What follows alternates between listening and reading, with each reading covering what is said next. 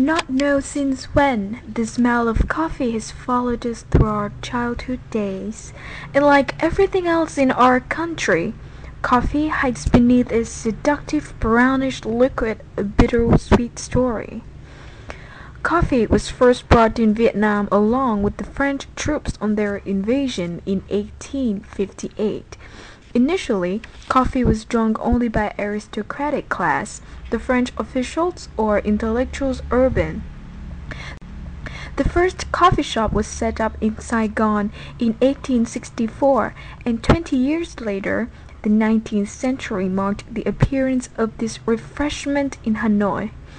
Not until that time has a tiny cup of coffee reached a higher level far from the pure intention to stay fresh and energetic on a brand new day. We just humbly want to open a chapter of coffee era, the time when we would like to call the old quarter coffee in Hanoi.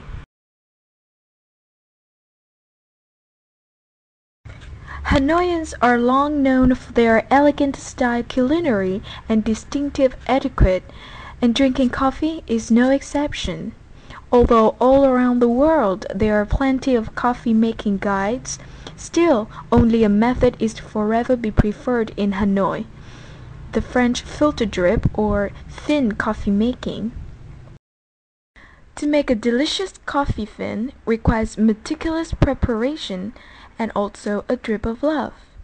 First thing is to go to Hang Thiek to buy a stainless steel fin, which is believed to keep the heat, aroma, and the taste of coffee.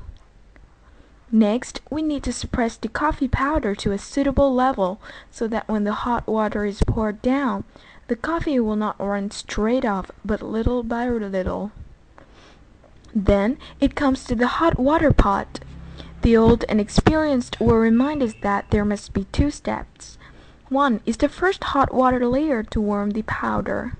Make time for the coffee to soak in the heat. And the second pouring to make the coffee just dribble. And the last thing to do is sit and enjoy with all your senses the truly meaning of a cup of coffee, the taste of strong black coffee, best with no sugar, no extra flavor.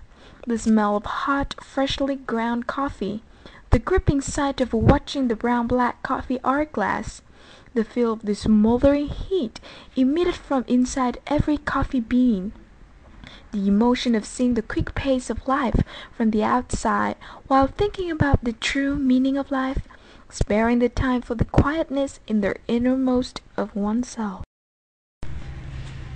Thinking of Hanoi's glorious coffee era, we cannot forget some outstanding names that stay with the time. Chí, Nhân, Giảng, Lâm. Chí is famous for the concentration of coffee taste. Some foreign people who are used to the sweetness and creaminess of coffee now find it hard to take in the robust strength concealed in his coffee. Nhân Coffee Store, set up in one of the most crowded coffee streets in Hanoi, Hang Hang. With his own way of making coffee, blended with a little of modern and ancient in every sip of coffee.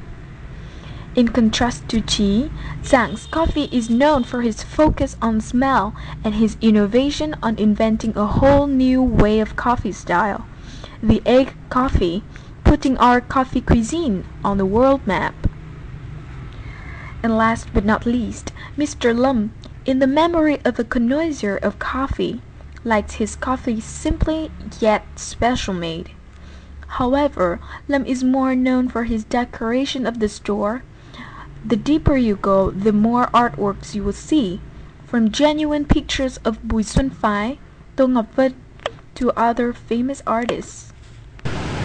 Coming back to the present, the 21st century. With its new chants and changes, it's hard to find the pure old coffee stores with the little, tottering stools and the faded walls.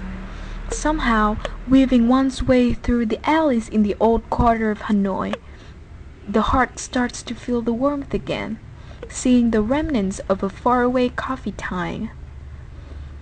Giảng Coffee now has been branched into many shops, all owned by his children. One of them is Mrs. Big the only daughter that uses her own name for the shop.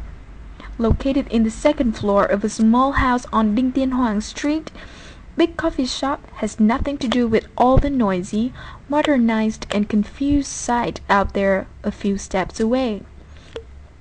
Every customer coming to her shop can have a weird feeling of déjà vu, something so familiar though so past-like.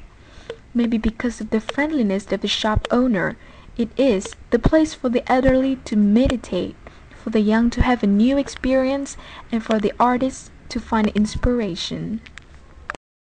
Vì sao các thế hệ trẻ các cháu thích lên đây? Thì thứ nhất là bác là người rất thích nghe nhạc. Đúng rồi, cháu Bác rất thích nghe nhạc. Đấy. Mà bác nghe thì đủ thể loại, cổ điển, tiền chiến, rock nặng, nhẹ. Wow. Ôi, nhìn bác thế này cháu chẳng biết là bác thích rock đâu. Bác nghe hết, nghe hết, và thậm chí bác còn có những bang bác rất thích nữa. Bác rất thích nữa. Tức là chúng nó bảo bác là gọi là gì, chúng nó có cái từ gì, chúng nó cái kiểu như là đệ tử của Pink chẳng hạn đấy. Thế ạ? Chúng nó nói thế. Rồi của Black Sabbath chẳng hạn. Xong rồi là bác nấu mì chúng nó ăn đêm mà. Thế xong anh Tây anh hỏi nó là đây là đâu. Thế Long Vũ bảo cái này thế nào, bác nhớ mãi cái câu nó là đây là mái nhà chung của chúng ta.